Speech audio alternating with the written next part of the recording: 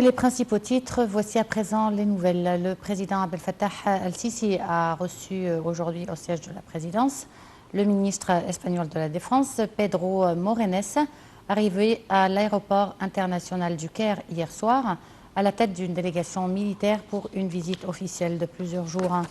La discussion du renforcement des relations bilatérales entre l'Égypte et l'Espagne dans divers domaines, en particulier la coopération militaire, et d'un certain nombre de questions d'intérêt commun ont été au menu des entretiens. Le chef de la diplomatie, Sameh Shoukry, a participé aujourd'hui aux sessions du Conseil de sécurité et de l'Assemblée générale de l'ONU.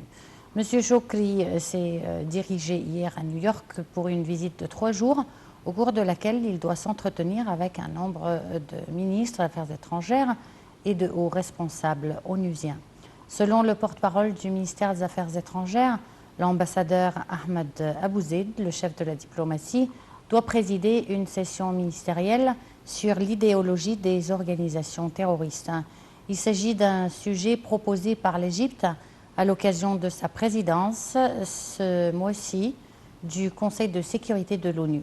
M. Shoukry doit aussi accorder des interviews à plusieurs agences de presse et journaux traitant le rôle de l'ONU dans la préservation de la paix et de la sécurité internationale.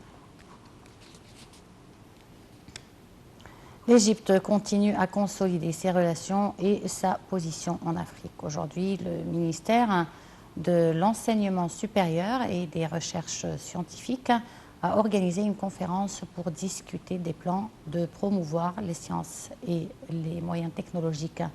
Plus de détails avec Wael Saïd.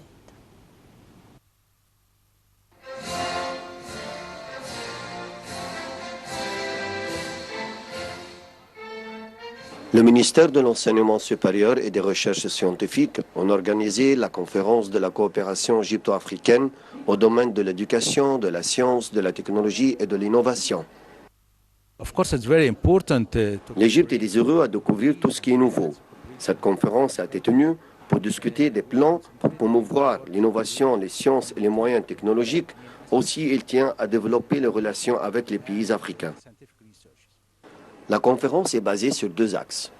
Le premier porte sur l'enseignement et l'échange culturel, qui vise à développer les idées et les propositions qui aident à l'organisation des efforts et l'expansion des relations égypto-africaines dans les domaines de l'enseignement supérieur et la recherche scientifique, en organisant des partenariats internationaux entre les centres de recherche et les universités égypto-africaines, aussi d'encourager l'échange des enseignants avec les universités africaines. Cette conférence est très importante parce qu'il y aura des propositions pour organiser les efforts déployés afin d'approfondir et consolider les relations égypto-africaines ainsi que de découvrir les points négatifs et travailler à les résoudre.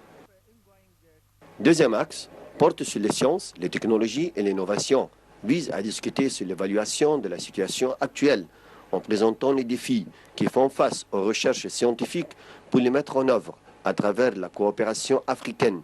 Il vise aussi à donner une priorité aux mécanismes de financement et à la direction économique pour la recherche scientifique.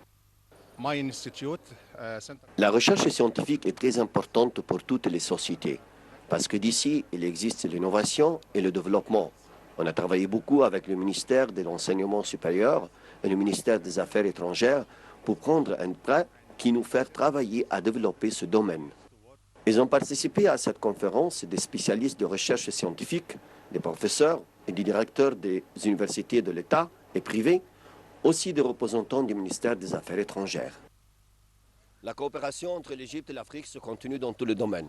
Cette coopération est une preuve de la relation profonde entre l'Égypte et l'Afrique et de l'existence éternelle de l'Égypte en Afrique. Wael Saïd, Nile TV International.